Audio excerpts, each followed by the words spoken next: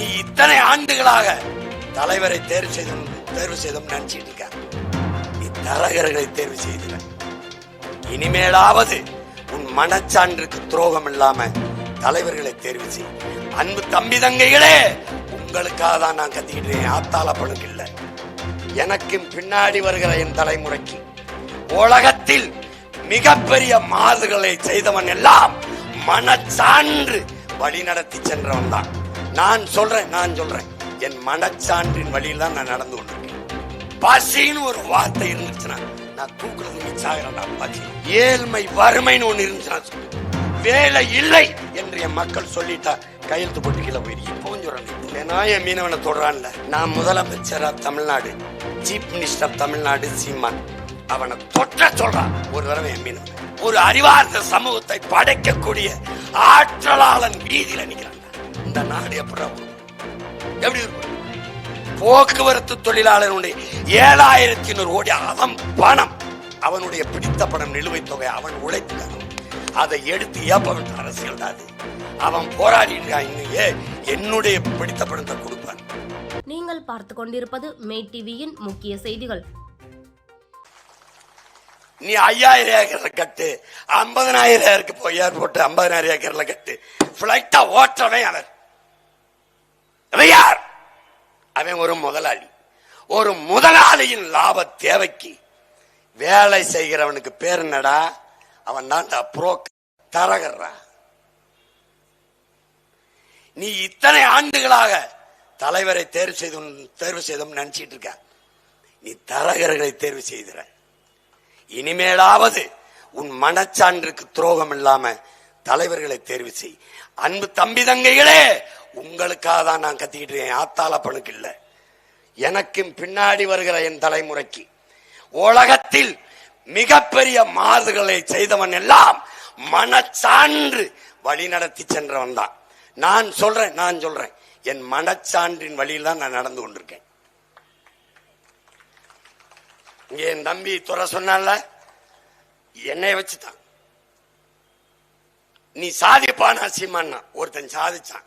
என்னுடைய முன்மாதிரி, என்னுடைய ட்ரெய்லர், என்னுடைய முன்னோட்டம், என்னுடைய சாம்பிள் பீஸ் அப்படிதான் நீ பார்க்கணும். ஒரு இத்தனை ஆண்டு கொடுத்துட்டீங்களா, ஒரு 5 ஆண்டு உன் மகன்கிட்ட கொடுத்துவார். நீ கொடுத்து பாரு. நீ பசின்னு ஒரு வார்த்தை இருந்துச்சுன்னா நான் தூக்குல தூங்கி சாகிறேன்டா. பசின்னு சொல்லுங்க. ஏழ்மை, வறுமைன்னு ஒண்ணு இருந்துச்சுன்னா சொல்றேன். வேலை இல்லை என்று என் மக்கள் சொல்லிட்டா கையெழுத்து போட்டு கீழே போயிரு. இப்பவும் சொல்றேன். தெனாய மீனவனை தொடரான்ல. நான் முதலமைச்சர் of Tamil Nadu, chief minister of Tamil Nadu Seeman, அவனை தொற்ற சொல்றான் ஒரு தடவை என் மீனவனை. அவனுக்கு தெரியும்டா நான் யாருன்னு. உனக்கு தான் தெரியாது, அவனுக்கு தெரியும் நான் யாருன்னு. எல்லாருக்கும் தெரியும் நான் யாருன்னு. இல்லைன்னா ஏன்டா 14 வருஷமா என் பாஸ்போர்ட்டை மறைச்சு வச்சிருக்கான்? எந்த நாட்டில் ஏன்டா என்னை இறங்க விடுறதில்லை? அவனுக்கு தெரியும்டா நான் யாருன்னு. நான் யாரோட மகன், என்ன நோக்கத்துக்காக வேலை செஞ்சுக்கிட்டு இருக்கேன், என் கனவு என்ன. இந்த நாட்டை, என் தலைவனுக்கு ஒரு கனவு இருந்தது, உலகத்தில் என் இனத்தை போல தலை சிறந்த இனம் இல்லாத அளவிற்கு என் இனத்தை உயர்த்தணும்னு.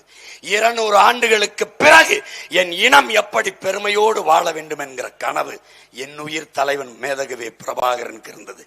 அதுபோல அவன் மகன் இந்த சீமானுக்கும் அவன் தங்கைகளுக்கும் தம்பிகளுக்கும் இந்த மண்ணை மக்களை பேரன்பு கொண்டு காதலிக்கிற இந்த பிள்ளைகளுக்கு ஒரு கனவு உண்டு.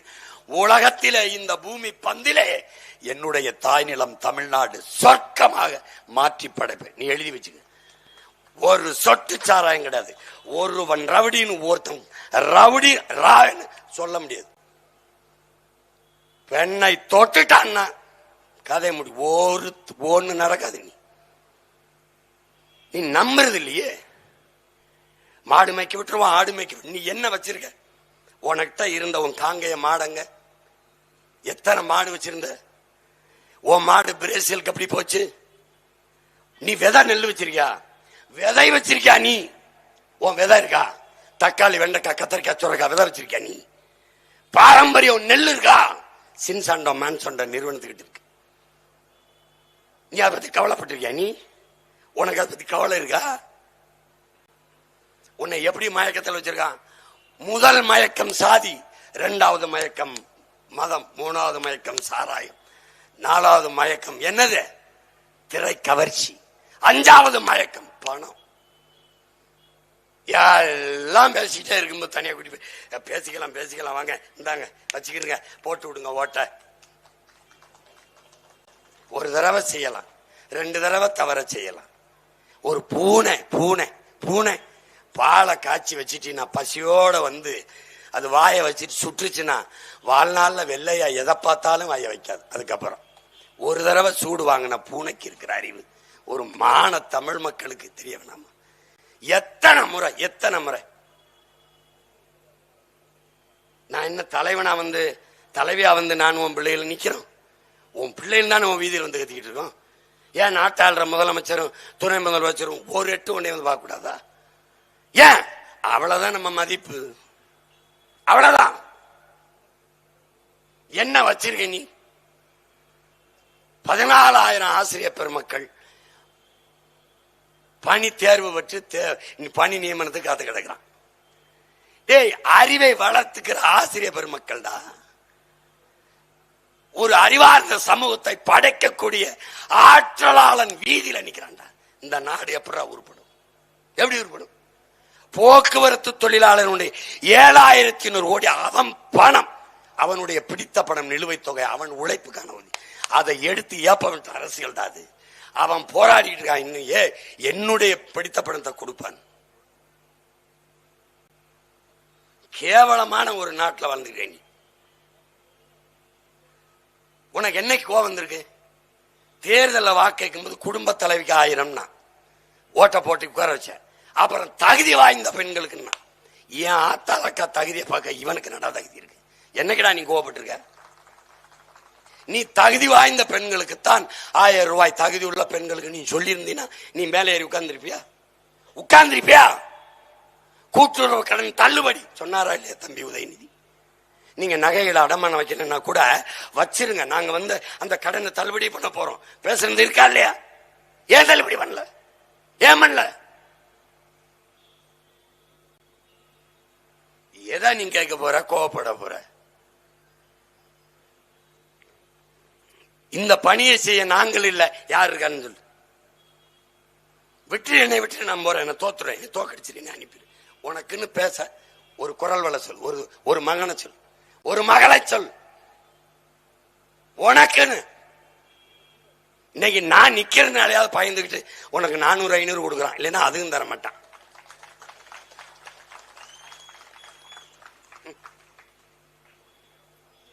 எனக்கு என்ன வந்தது?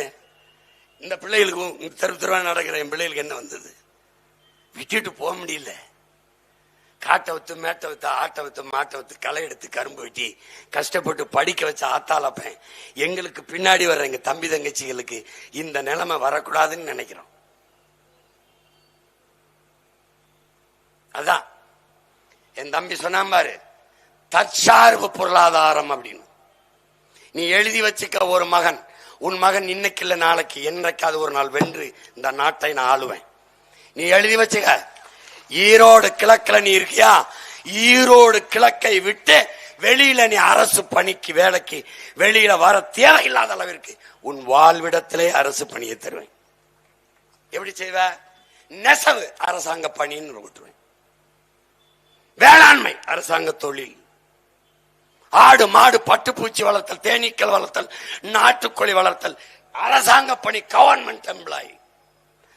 சாராயம் விற்கிறவன், சாராயத்தை டாஸ்மார்க்ல சரக்க ஊத்தி கொடுக்கிறவன் கவர்மெண்ட் எம்ப்ளாயா இருக்கும்போது உலகத்துக்கு சாப்பாடு போடுற என் ஆத்தால் அப்பனும் என் அண்ணனும் தம்பி கவர்மெண்ட் வேலையா விடாடா.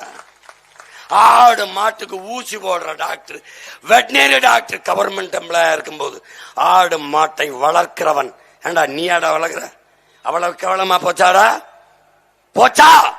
இறை மகன் ஏசு ஆடு மாடு மேய்ச்சிக்க, இறை தூதன் நபிகள் நாயகம் ஸல்லல்லாஹு அலைஹி வஸல்லம் ஆடு மாடு மேய்ச்சிக்க. நம்முடைய மாயவன், நம்முடைய திருமால் பெருமாள், நம்முடைய கண்ணன், இவர்கள் சொல்றது போல கிருஷ்ண பரமாத்மா ஆடு மாடு மேய்ச்சிருக்க.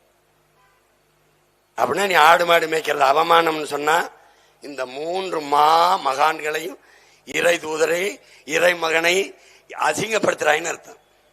உனக்கு மேய்க்க வைக்கமா இருக்கல, போயிரு. மேய்க்க விருப்பம் இருக்கா, வா. தம்பி, பாலின் சந்தை மதிப்பு எவ்வளவு இருக்குன்னு நினைக்கிற தம்பி? 9 லட்சம் கோடி தம்பி. நான் 2016 தேர்தல் வரை கொடுக்கும்போது 3.5 லட்சம் கோடி. டைரி டேல மில்க் பால் நாள்ல நாட்டின் பிரதம அமைச்சர் ஐயா மோடி சொல்றாங்க, பாலை வித்தே நாம் பொருளாதாரத்தில் தற்சார்பு அடையலாம்னு. நான் ஆடு மாடு மேய்க்கிறது வளர்க்கிறது அரசு பணி ஆக்குவேன், நீ சிரிக்கிறிய?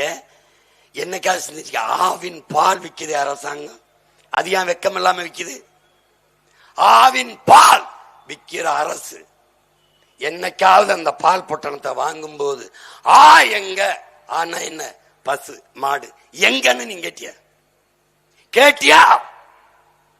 கேட்டிருந்தா என்னை என்னைக்கோ முதலமைச்சர் ஆக்கியிருப்பேன். நீ கேளு.